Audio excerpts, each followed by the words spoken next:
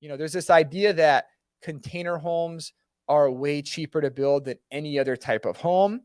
And it's only a myth depending on your location. If you're in the right location, it could be cheaper for you to build than any other type of structure. However, if you're in a different location, it may not be. And so I want to just present a little bit of clarity on this, especially on this topic that we're discussing in terms of how to save money on your container home.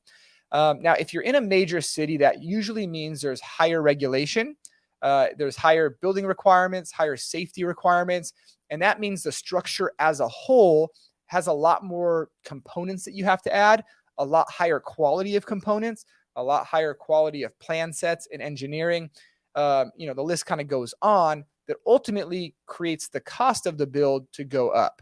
Whereas if you're in a more rural location, and I put a picture there, some farmland, if you're in, Texas, you're in a small town, most likely you're not going to have as high of building regulation, which means it's easier to build there. As a result, you may not need to do as a sophisticated of a build. For example, you may not need R35 insulation under your floors, right? You might be in a climate like Vegas and you're like, hey, you know what? I don't think I need R35 insulation. I'm going to go with 2 inches of spray foam underneath. And for you, you're happy with that, right? So it just depends on where you're located. That really does impact your total cost for your build. And I put down here as well, some items that people can tend to forget as they're budgeting.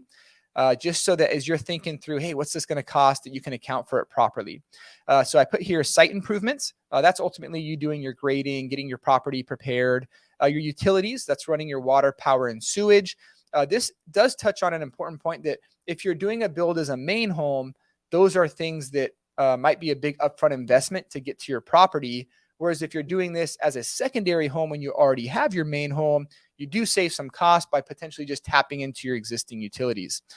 Your plans, so that's your architectural, your site plan, your engineer drawings, and potentially your foundation plan.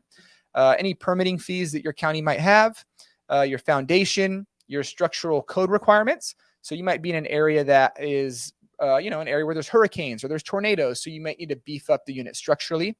And lastly, hurricane glass, right? So you might be in an area, once again, tornadoes and hurricanes, things like that, where you need a specialty type of glass just to make sure that your unit is safe, that you're safe, and to meet those building safety standards.